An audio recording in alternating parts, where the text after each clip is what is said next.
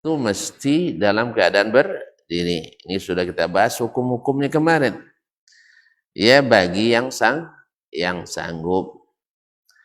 Yang tidak sanggup karena sakit misalnya, atau karena ketakutan misalnya, atau karena tidak memungkinkan berdiri seperti orang yang dalam pesawat misalnya, atau dalam kapal laut misalnya, tidak memungkinkan berdiri, maka dia sholat sesuai dengan kesanggupannya. Kemudian sudah dikecualikan kemarin bahwa sholat sunat boleh dilakukan dalam keadaan tidak berdiri walaupun pahalanya setengah dari sholat orang yang berdiri. Kita sudah bahas pula permasalahan bila imam tak sanggup berdiri lalu makmum sanggup berdiri, apakah dia ikut imam duduk atau dia tetap berdiri. Sudah disebutkan khilaf ulama dalam masalah ini. Yang paling menurut kita kemarin, yang paling solusi yang paling bagus adalah imam yang sedang tidak bisa menjadi imam keadaan berdiri, saat itu dianjurkan untuk menjadi makmum saja, digantikan oleh imam yang bisa berdiri. Sebab apa? Sebab imam berdiri, makmum duduk, tidak ada khilaf ulama, boleh. Tapi masalahnya ketika imam yang duduk, apakah duduk makmumnya yang sehat atau berdiri? Terjadi khilaf di antara para ulama. Oleh sebab itu daripada berbantah pula nanti sesama makmum di belakang, lebih baik imam yang sedang sakit kita istirahatkan terlebih dahulu, karena memang orang sakit perlu istirahat. Nanti kalau saya tidak jadi imam, lama-lama imam ni solat, dipesankan dari awal. Makanya Nabi pesankan imam mesti memperhatikan kondisi makmumnya. Kalau makmumnya sedang yang sakit, dipendekkan. Atau makmumnya sedang dalam perjalanan nunggu pesawat, disingkatkan. Atau ada ibu-ibu yang sedang anaknya menangis, maka dipotong ayatnya. Maksudnya jangan harusnya 15 ayat dijadikan 25. Dijadikan 5 ayat saja, dan sebagainya. Masyaallah kiram dirahmati Allah. Yang kedua, lalu boleh juga. Rukun yang kedua, sudah tahu enggak boleh takbiratul ihram. Lah tahu enggak takbiratul ihram. Ini juga juz bagian yang terkuat dari solat kita.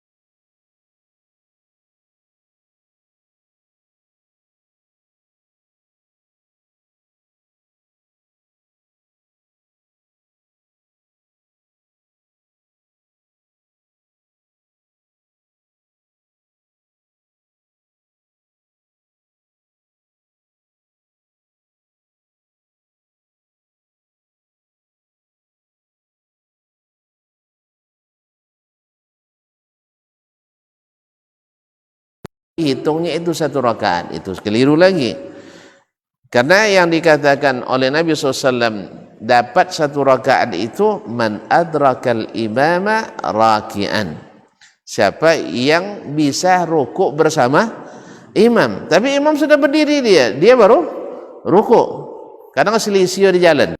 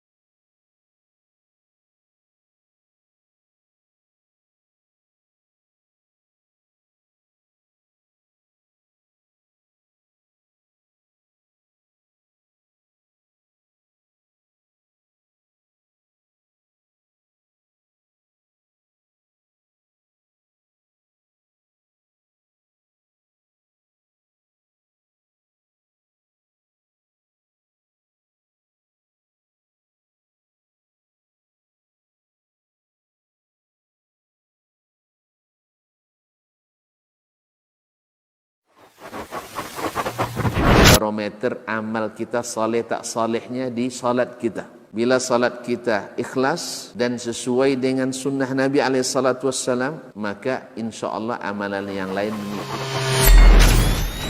Ini aktivitas ini membantu saya di akhirat atau akan menyulitkan saya di akhirat? Kalau seandainya perbuatan itu ternyata akan menyulitkan kita di akhirat kelak, tinggalkan perbuatan itu. Anta ni'mal jund. Kamu adalah sebaik-baik prajurit. Coba lihat. Kamu adalah sebaik-baik prajurit. Maka tujuannya adalah menghancurkan kehidupan rumah tangga.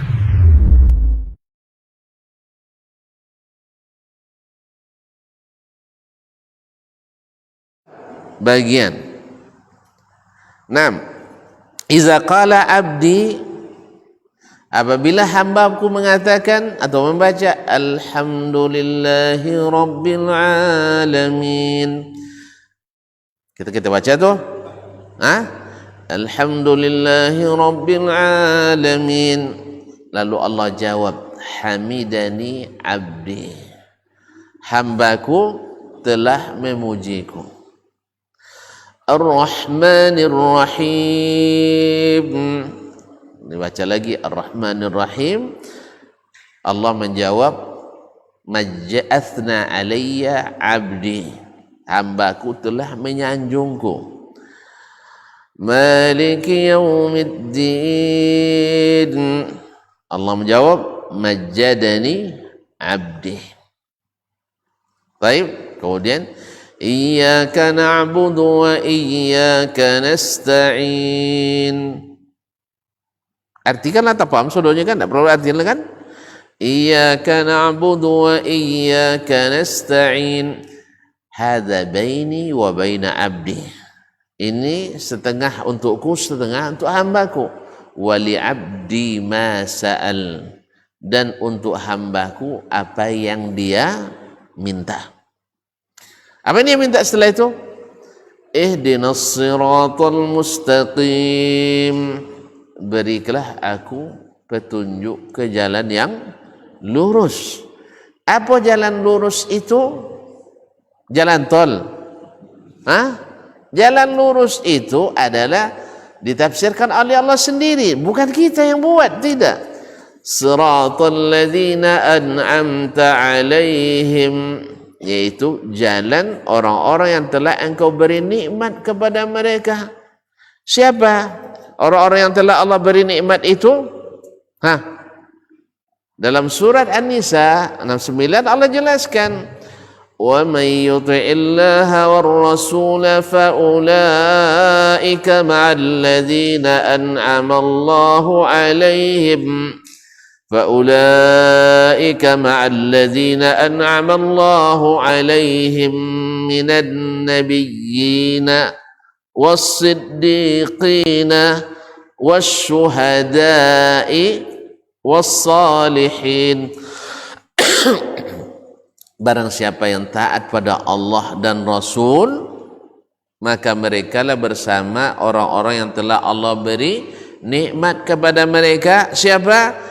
An-Nabiyyin, yaitu para nabi. As-Siddiqin, para siddiq, orang-orang yang selalu benar. Nah, di dalam umat ini siapa as-siddiqnya? Abu Bakar radhiyallahu anhu dan para sahabat pada umumnya. Wasyuhada, orang-orang yang mati syahid. Wassalihin, dan orang-orang saleh. Semua ini ada pada generasi as-salaf. Generasi as-salaf, nabi, siddiq, syuhada, salihin. Nah, jalan itulah jalan yang lurus yang kita minta kepada Allah untuk hati kita ditetapkan padanya. Di mana?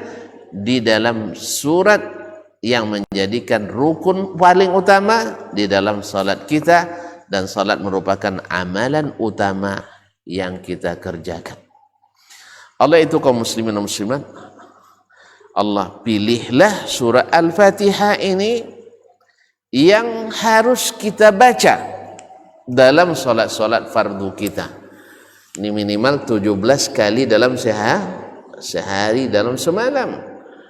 Subhanallah, ini menunjukkan agungnya surat ini, surah Al-Fatihah ini.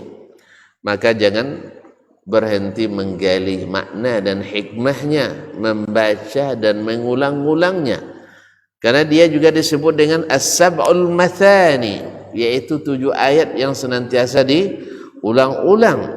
Disebut pula dengan Ummul Kitab, induknya Al-Quran, Ummul Quran, disebut dengan Al-Fatihah sebagai pembuka.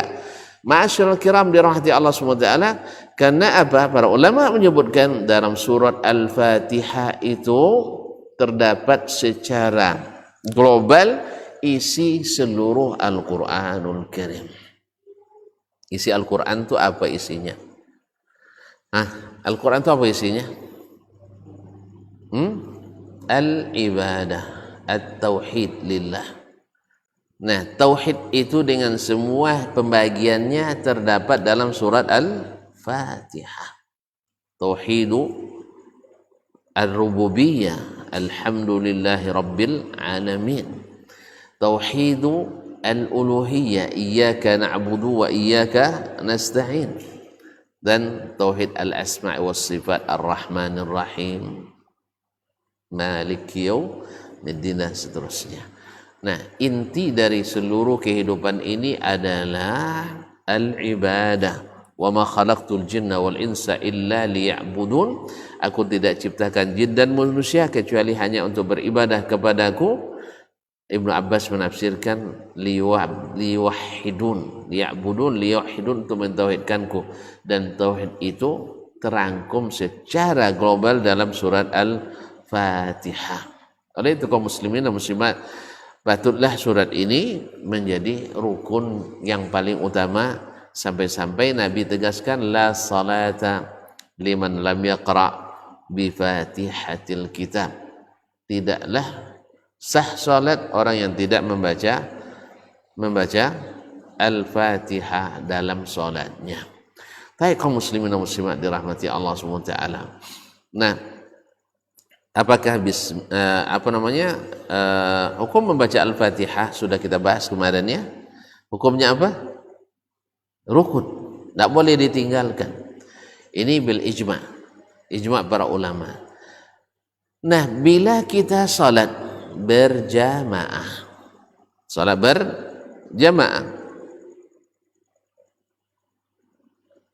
apakah wajib baca Al-Fatihah?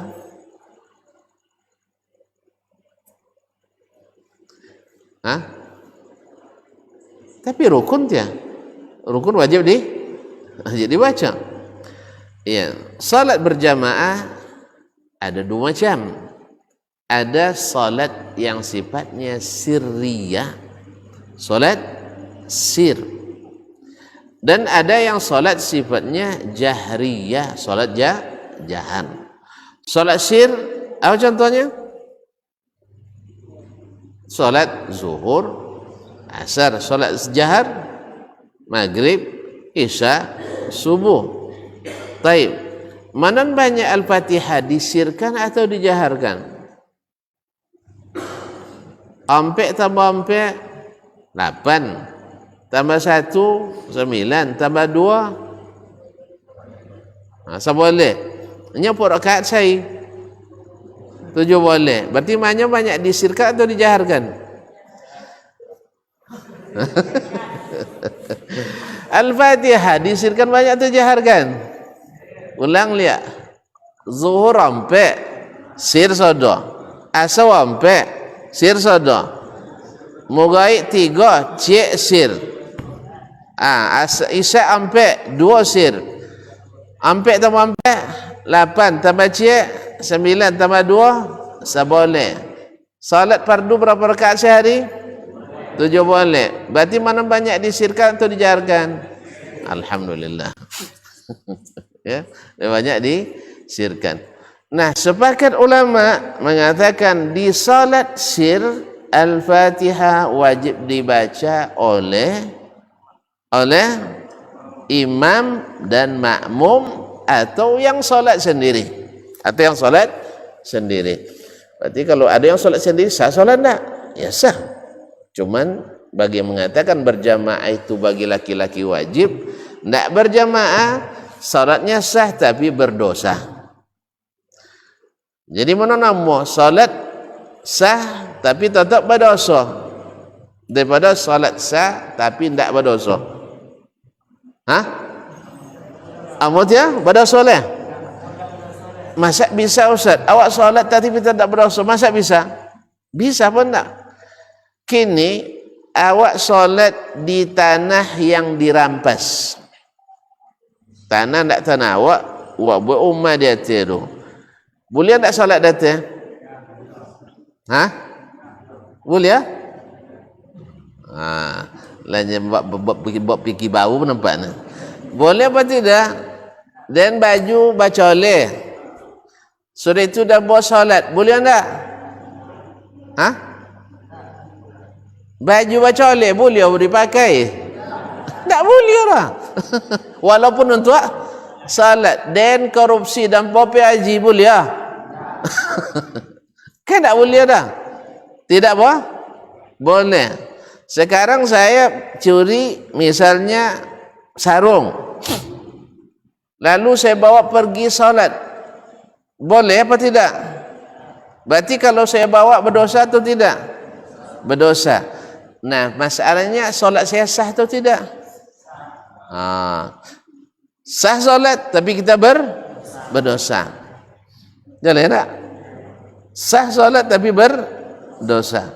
Demikian juga dengan yang mengatakan salat berjamaah wajib bagi laki-laki, walaupun dia salat di rumahnya sendiri, sah salatnya, tapi dia berdosa meninggalkan jamaah. Jadi bayu hutang tak lansai tiba mamak ya.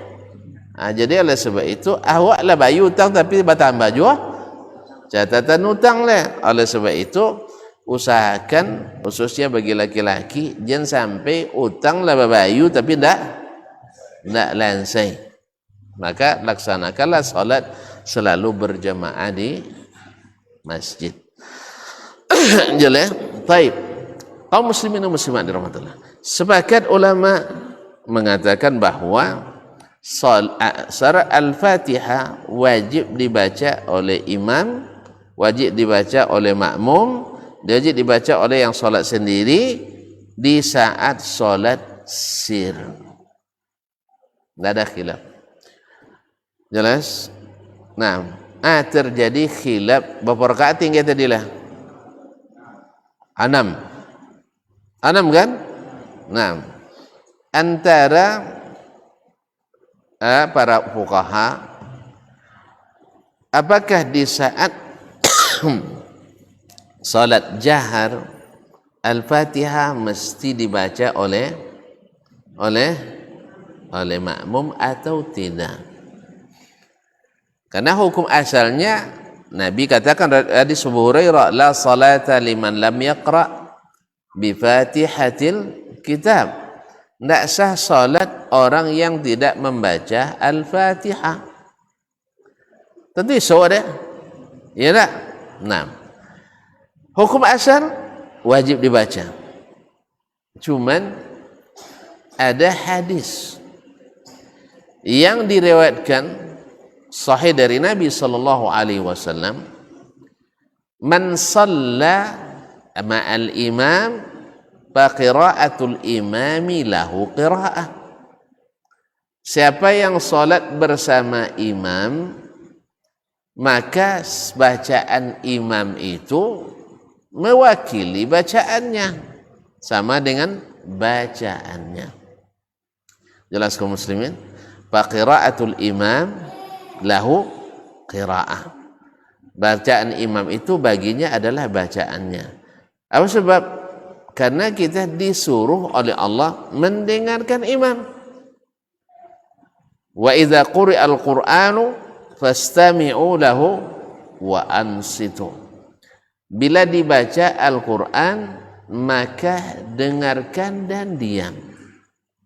Dengarkan dan diam. Dan ini asalnya turun di waktu salat, yaitu membaca Al-Quran di waktu salat.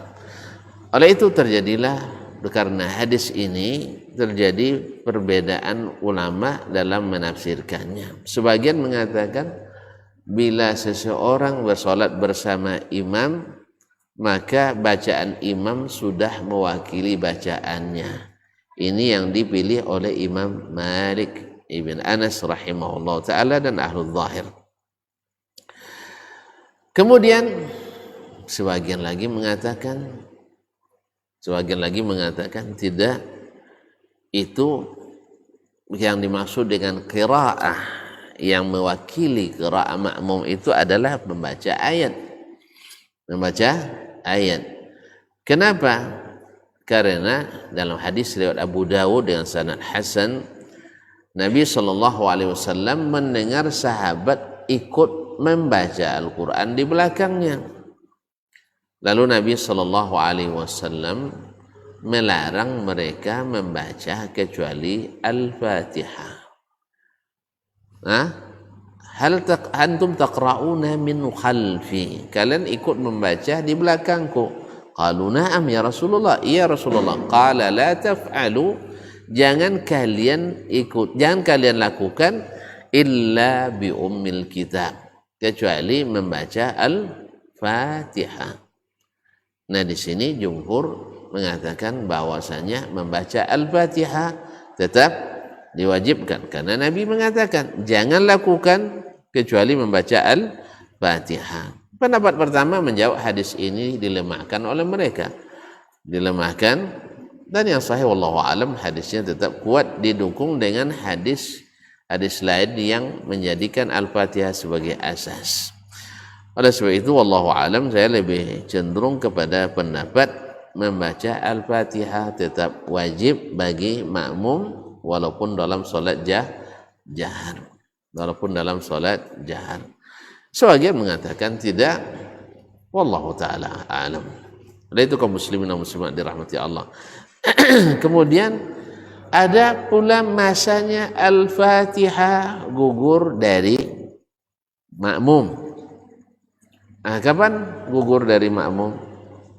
Salah satunya tadi, bila salat jahar bagi yang mengatakan bacaan imam sudah mewakili bacaan makmum. Yang kedua adalah bagi masbuk. Bagi masbuk, orang yang terlambat. Lalu dia dapatkan imam sedang ruku'. Lalu dia takbiratul ihram, kemudian takbir untuk ruku' dan ruku' bersama imam. Maka dia terhitung dapat 1 rakaat. Berarti bacaan Al-Fatihahnya gugur apa tidak? Gugur karena dia masbuk. Oleh sebab itu kaum muslimin dan muslimat dirahmati Allah, Nabi katakan man adrakal imama raki'an faqad adrakar rak'ah. Siapa yang menemukan imam bisa ruku' bersama imam, maka dia telah mendapatkan 1 rakaat itu. Dan Nabi berarti tahu bahwa Al-Fatihah tidak dibacanya dan salatnya dianggap sah. Padahal di hadis yang asal, la salata liman lam yaqra bi Fatihatil Kitab. Tidak sah salat orang yang tidak membaca Al-Fatihah. Sekarang disahkannya, berarti ada pengecualian, yaitu bagi yang masbuk. Oleh sebab itu yang masbuk tidak boleh kejar-kejaran. Karena Nabi katakan, iza ataitumus salata fa'alaikum bis sakinah. Bila kalian datang salat berjamaah, maka berjalanlah dengan tenang. Tidak boleh tergesa-gesa. Fama adraktum fasallu. Seperti apa kalian dapatkan, ikuti salat. Wa ma fatakum fa'timmu. Yang terlewat maka disempurnakan. Terlewat 1 rakaat, tambah 1 rakaat terlewat 2 rakaat. Sempurnakan 2 rakaat. Terlewat 3 rakaat maghrib, berarti salatlah sendiri atau kalau ada berjamaah dengan yang lain.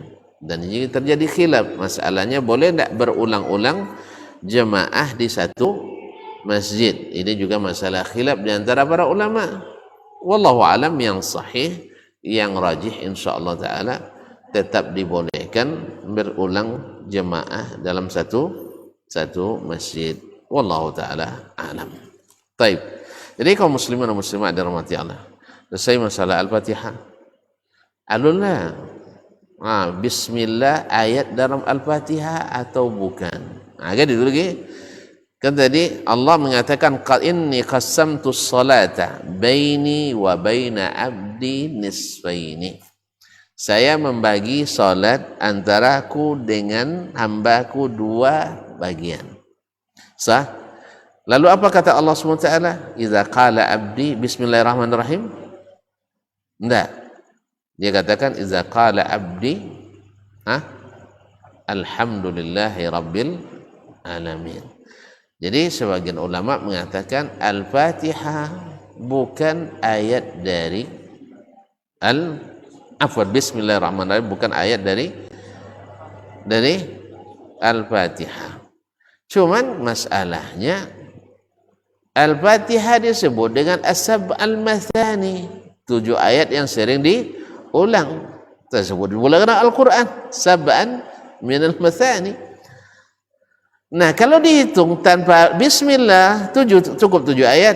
Ayo kita hitung. Alhamdulillahi rabbil alamin, 1. Ar-Rahmanir Rahim, 2. Maliki yaumiddin, 3. Iyyaka na'budu wa iyyaka nasta'in, 5. 4. Setelah dia hitung tadi alullah ada 4. Karena cukup sedianya basawin pula. Ihdinas siratal mustaqim, 5. Siratal ladzina an'amta 'alaihim ghairil maghdubi 'alaihim waladdallin. 6. Nah, dengan demikian berdasarkan ayat sab'a minal mathani, Al-Quran, Fatihah disebut dengan 7 ayat yang selalu berulang. Al-Fatihah masuk. Bismillah masuk. Ayat dari Al-Fatihah. Ini yang diikuti oleh imam kita Asy-Syafi'i rahimahullah ta'ala. Bahwasanya Bismillahirrahmanirrahim adalah ayat dalam surat Al-Fatihah dan ayat di seluruh pangkal surat kecuali surat At-Taubah.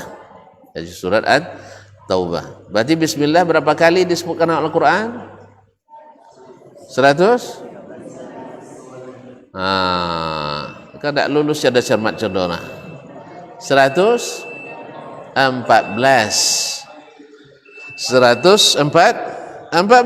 Gantinya ada dalam surah An-Naml. Innahu min Sulaimana wa innahu bismillahirrahmanirrahim. Berarti bismillah dalam Al-Quran 114 kali juga. Memang di awal surat Al-Bara'ah atau surat Bara'ah tidak ada, tapi ada di tengah surat An-Naml. Ayyuhal malau inni ulqi ilaiki kitabun karim innahu min Sulaimana wa innahu bismillahirrahmanirrahim. Alla ta'lu alayya wa'tuni muslimin ila akhiri al-ayat. Baiklah kaum muslimin dan muslimat. Nah, apa konsekuensinya? Kita dengarkan azan dulu. Nah,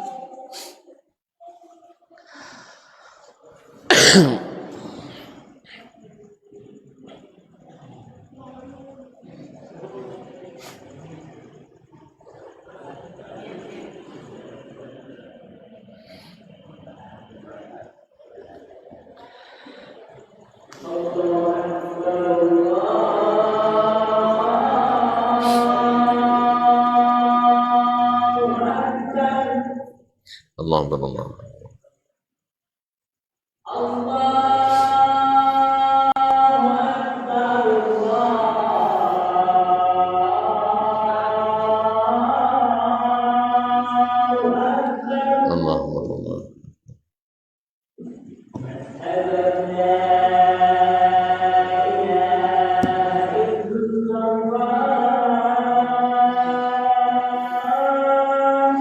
asyhadu an la ilaha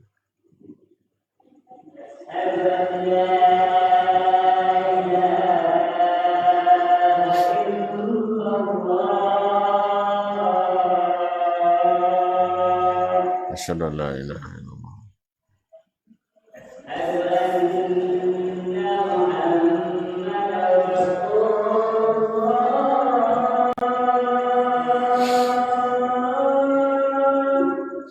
Asyhadu anna Muhammadar Rasulullah.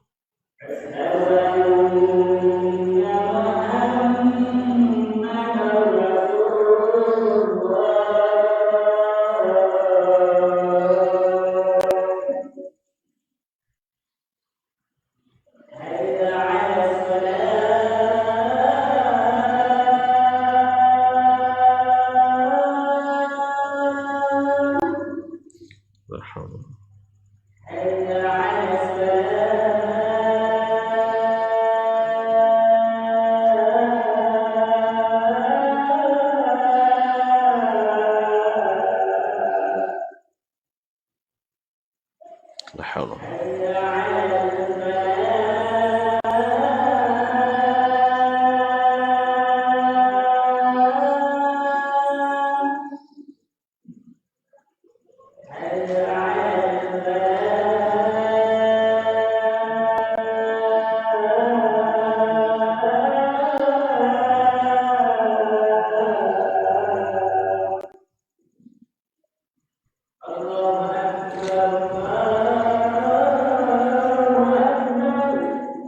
Allahumma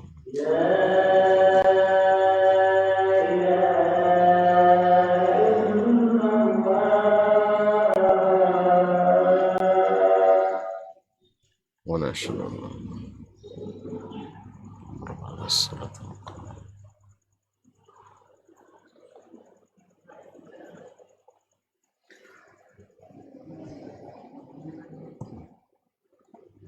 Kaum muslimin kaum muslimah rahimanillah wa iyyakum. Jadi kalau di ayat atau bukan ayat, apa konsekuensinya?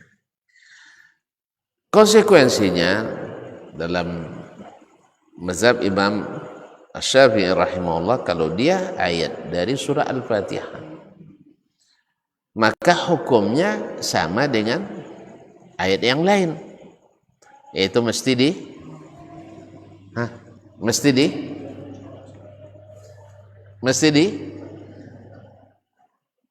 ayat yang lain mesti dibaca. Iya, mesti dibaca memang.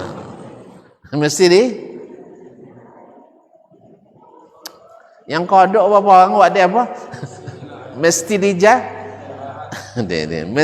dijaharkan. Apa sebab? Bukankah Al-Fatihah dalam surat jahar, tentunya dalam surat jahar, bukan dalam sir. Baca Fatihah, apanya Imam? Alhamdulillahirabbil alamin. Gitu. Apanya Imam? Dijaharkan. Alhamdulillahirabbil alamin. Dijaharkannya. Sah? Alhamdulillahirabbil alamin. Dijaharkan. Kalau begitu bismillah juga mesti dijaharkan, karena hukumnya sama-sama ayat. Sah? Ini dari sisi logika sangat logis. Kenapa dibedakan antara ayat ini dengan ayat ini? Dan kaum muslimin dan muslimat dirahmati Allah SWT. Jadi sebagaimana imam membaca Alhamdulillahirabbil alamin, dia harus juga baca Bismillahirrahmanirrahim, harus sama. Ini secara nazar, secara logis. Walaupun sebenarnya bisa juga dijawab, ya, karena Al-Fatihah, Bismillah, ayat di surah Al-Fatihah juga dia ayat di awal setiap surat.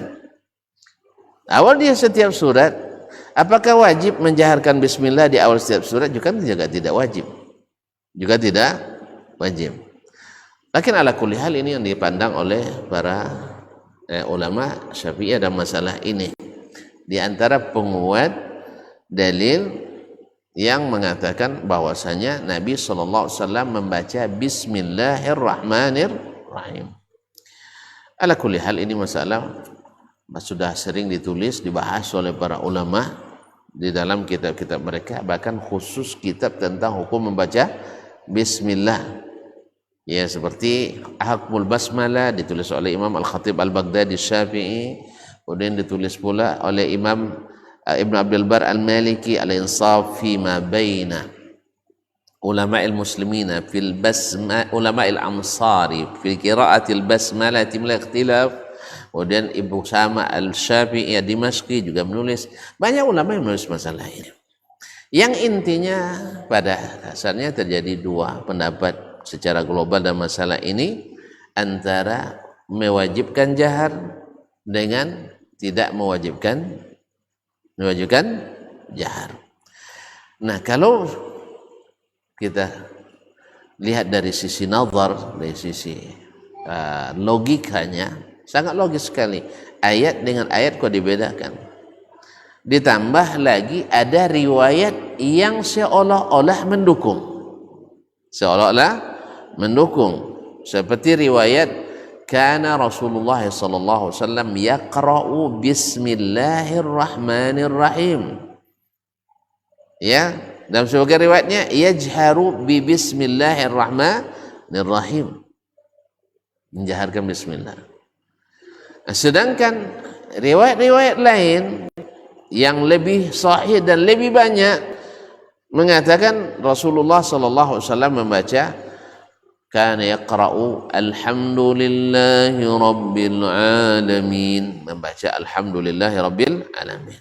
Inilah yang menyebabkan perselisihan di antara ulama, karena dalil diriwayatkan dari Nabi dalam berbagai versi dan bentuk.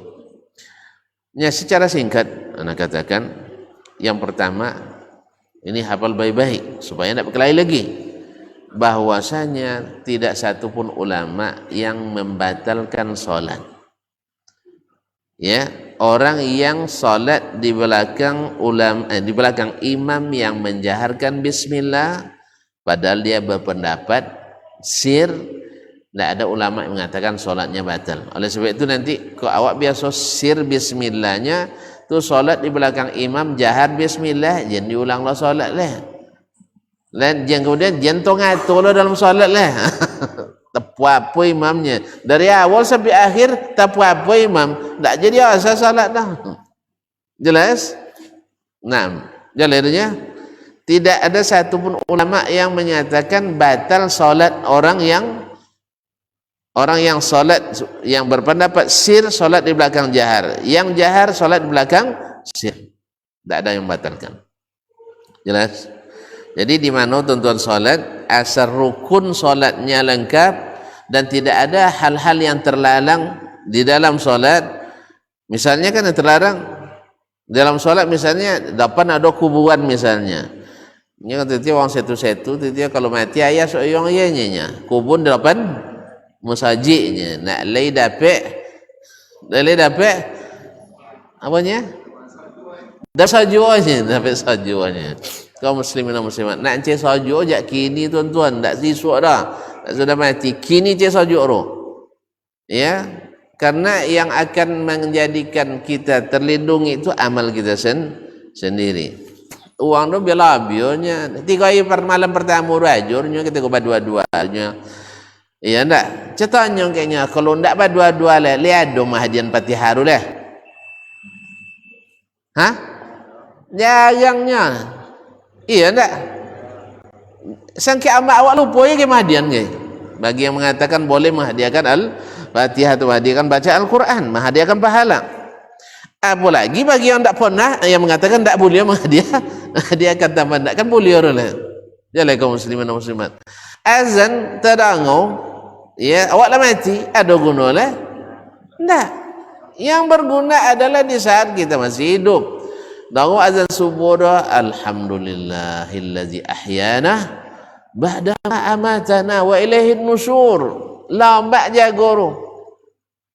Ndak wangi ke apa nak tu sejak ngaji subuh terganggu tahu adanya. Sejak ngaji subuh terganggu tahu. Patang le sitan le musajid ndak sibuk buka subuh ndak terganggu adanya. Jadi kalau manyang esok cak di kubun di mihrab ke kubun je dapatlah di mihrab kubun tak ada guna orang. Misalnya. Jadi oleh itu kaum muslimin dan muslimat. Jadi ubah nanti je dia wasiatlah nak kubun kat musajid dah. Dan lamun ngurus musajid dah. Dia tak lupa buat kat musajid buat apa ya kami bertangkau kami sudah itu dah. Gara-gara wang setu-setu berpatu macam itu awak kini bertangkau jadi dah. Apa sebab? Dahulu tantu kini awak lah tantu. Saya tengok kerja orang Quraisy dulu masuk patung ke Kaabah, kan berapa orang jadi Nabi dah? Kaya boleh tak masuk ke Kaabah dulu patung? Boleh? Tak boleh masjid sana dapat kuburan dalam masjid. Asalnya tak boleh tagang nak Nabi SAW. Cuman ada sebagian mentakwilkan kalau tanah awak seorang bolehnya, tanah orang tak boleh. Mana dalil? Tak ada nak. Nah, disegiaskan ke Nabi SAW dikuburkan dalam rumahnya. Ini lupa, itu bukan itu alasannya. Nabi dikuburkan rumahnya karena para Nabi itu wajib hukumnya dikuburkan di tempat mereka meninggal. Awak kau ada hukum itu? Kan tak ada. Kadang saya nak wafat di Malaysia, boleh kah? Kemudian lagi lah. Buat biaya banyak juga kadang. Allah musta'an. Jadi kaum muslimin dan muslimat dirahmati Allah SWT. Jadi selama dia sah salatnya, kita sah salatnya insyaallah taala, walaupun sir walaupun jahar. Ini yang pertama. Yang kedua, khilaf dalam masalah ini insyaallah tidak akan berhenti sampai akhir kiamat. Jadi lah sebab tu jangan sakitlah hatilah, mak dhaifkan hadis dayanya. Didakkanlah hadis ini tak salah. Tapi dengan ilmu kan tak. Kadang paparan pula asal tak sesuai je daifkan hadis dia. Kalau sesuai je sahih hadis. Ya Syekh, itu ulama, ndak awak, bukan kita. Antum sudah menuduh ulama seperti ini auzubillah, ini firya, ini fitnah luar biasa, akan dipertanggungjawabkan di akhirat. Antum jangan mengira ulama itu seperti kita. Ya, jangan mengira para ulama itu mendaifkan mensahihkan hadis hanya berdasarkan kepentingan karena kita dapat SK dan sebagainya. Dan kemudian jangan kiaskan ulama-ulama itu seperti kita hari ini atau di sehari ini. Ma'asyiral kiram dirahmati Allah Subhanahu wa taala. Lihat, mereka mencari hadis itu berjalan sebulan ke Mesir sana, naik kuda sebulan, dapat hadis itu, habis dapat hadis naik lagi ke kuda balik ke Madinah. Satu hadis. Jangan samakan pula dengan awak kini buat penelitian, profesor misalnya meneliti sebuah suatu masalah ilmu ke suatu tempat, bisa macam itu dia sudah dapat ilmu balik lihat. Nah, itu penelitian kita hari ini yang pertama selfie dulu. Mana tempat kreasi si kaunnya. So itu mana tempat makan non lama hotel dan berasio ada WC dangnya, capek rumah makannya. Itu yang dicari. Kalau mereka tidak sempat untuk itu. Kadang-kadang untuk memeriksa hadis itu sampai lupa makan. Bahkan mereka sampai tak kata anaknya malam pertama dia sudah boleh dah. Malam pengantin, malam pertama, lupanya tu gara-gara ilmu. Awak pantangnya alun jadi nikah lah, minta cuti setahun untuk ilmu. Jadi kaum muslimin, apa tak ngaji lain? Dia sudah kahwin dan nyanyi. Jadi kahwin tak boleh untuk ilmu lah. Allah musta'an. Jadi orang-orang ini tak tahu para ulama itu dikiranya seperti kita, sesuai waqan, tak sesuai wadaibkan demi Allah. Mereka orang-orang yang ahli dalam berijtihad. Maka kita mesti berbaik sangka pada mereka. Jangan kiaskan mereka dengan kita. Jauh antara bumi dengan langit. Jadi mereka bukan melakukan karena hawa. Walaupun mereka juga tidak lepas dari kesalahan, tapi mereka insya Allah adalah orang-orang yang ikhlas dalam mencari kebenaran. Oleh sebab itu, tidak boleh satupun kita merendahkan para ulama, baik yang berpendapat jahat maupun pendapat syir. Nah, yang keempat, bahwasanya kalau masalahnya sifatnya khilaf, ada dua macam, ada khilaf tanawu, ada khilaf tadad. Idab yang sifatnya variatif, bervariasi, kadang jahar, kadang sir misalnya, atau sifatnya berlawanan, tadad. Nah, kalau sifatnya berlawanan, mesti ada yang kuat, mesti ada yang lemah, mesti ada yang sahih, mesti ada yang tidak sahih. Itu biasa. Nah, siapa yang punya ilmu, silahkan untuk memilih mana di antara keduanya yang sahih.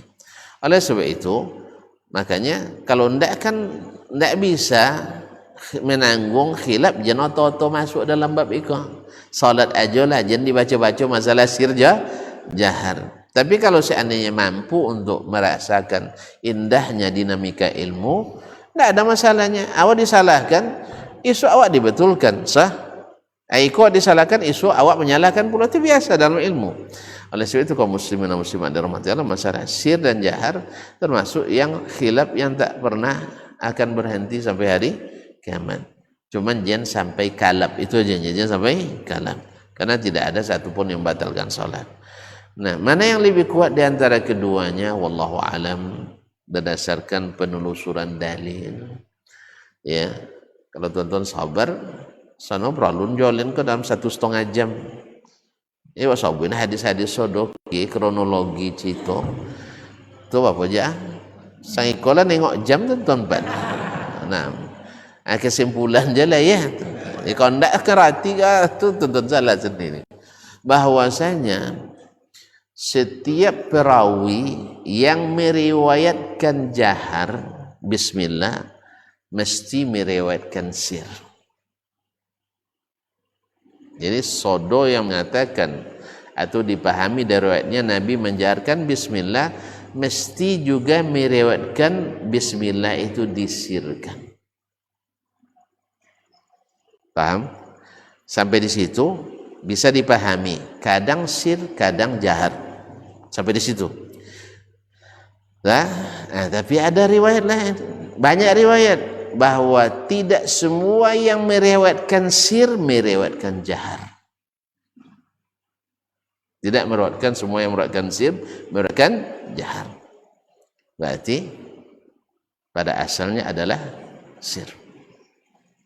Yang meriwayatkan jahar berarti ada tafsirannya oleh Imam Ibn Abdul Bar, dan sebelumnya adalah Imam Al-Biqai, juga Imam Ibn Hajar rahimahullah, menyebutkan perawi yang menyebutkan Nabi membaca bismillah atau terdengar membaca bismillah di salat jahar, itu pada umumnya adalah perawi yang laki-laki dan senior.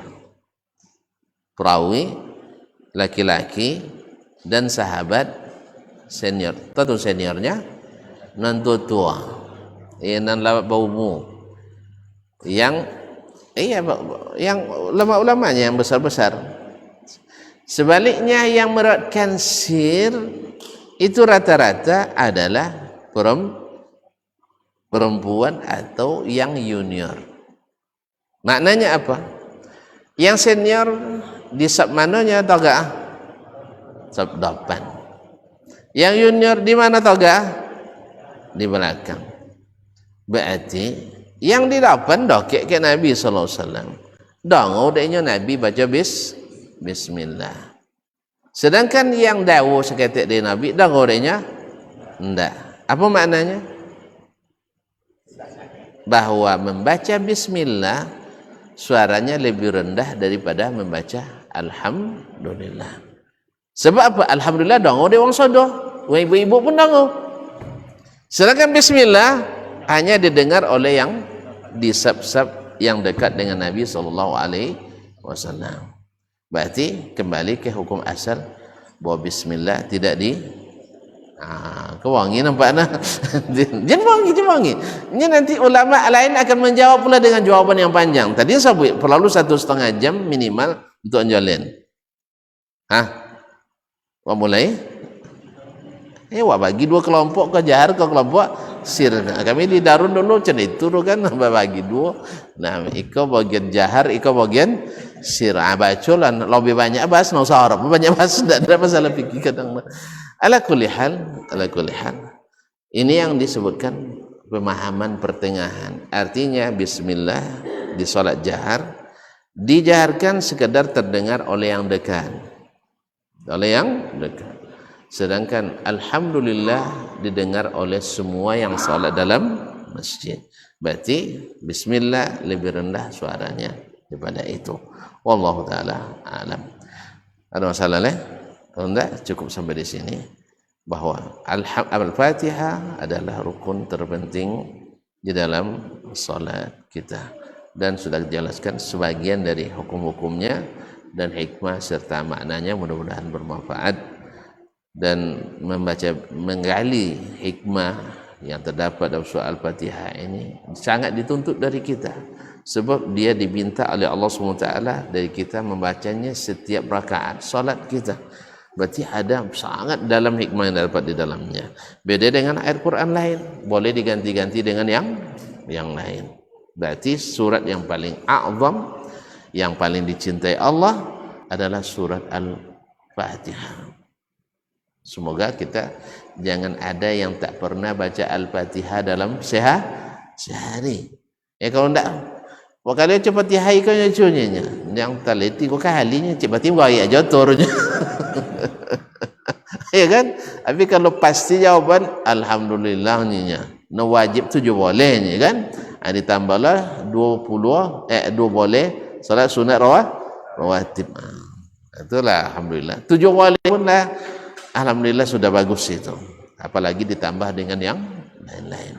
Tapi kalau sahabu ini tak tahu kenapa tihalnya.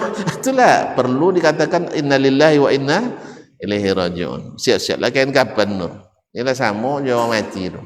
Mudah-mudahan Allah SWT bukakan hati kita, saudara-saudara kita semuanya, untuk senantiasa mengulang-ulang surat ini, khususnya dalam solat-solat fardu yang merupakan rukun yang terpenting dalam solat kita. Wallahu ta'ala alam wa sallallahu ala nabiyina Muhammad wasallam. Oi, panjang jawab. Kau ada lokal dulu kau. Silakan.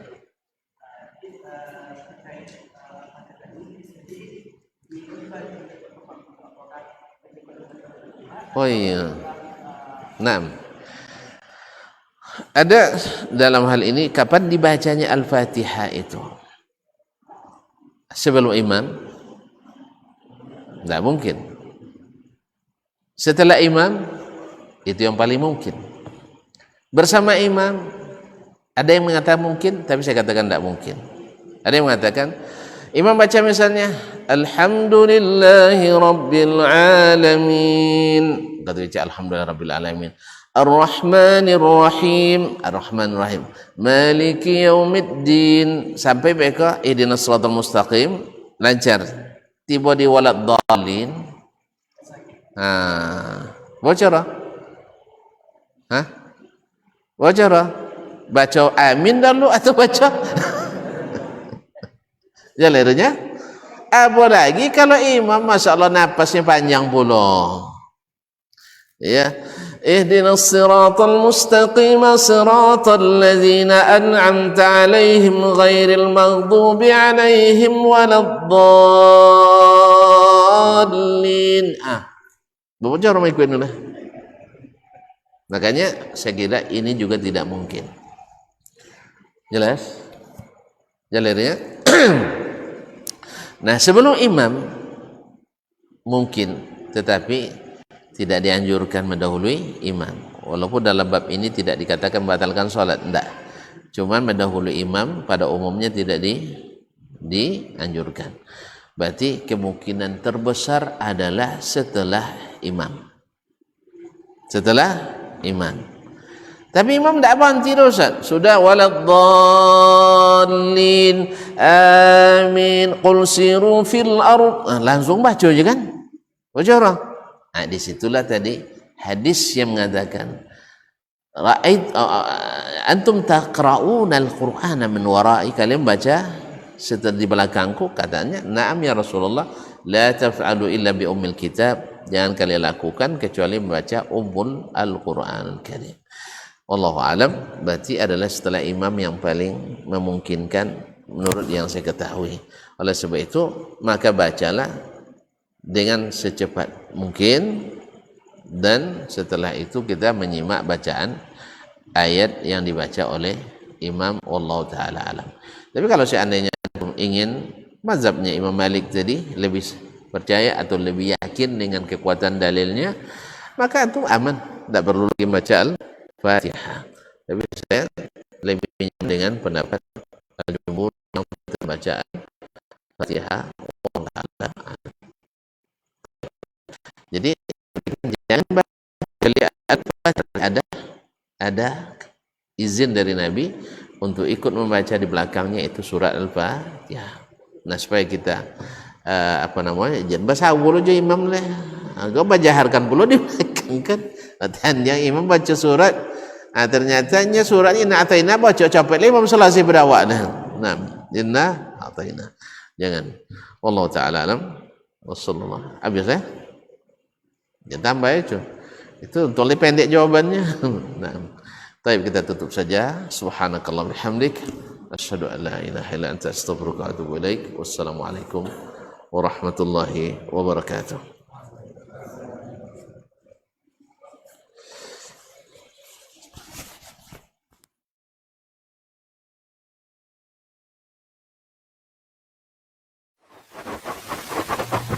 Barometer amal kita saleh tak salehnya di salat kita. Bila salat kita ikhlas dan sesuai dengan sunnah Nabi SAW, maka insya Allah amalan yang lain mengikuti.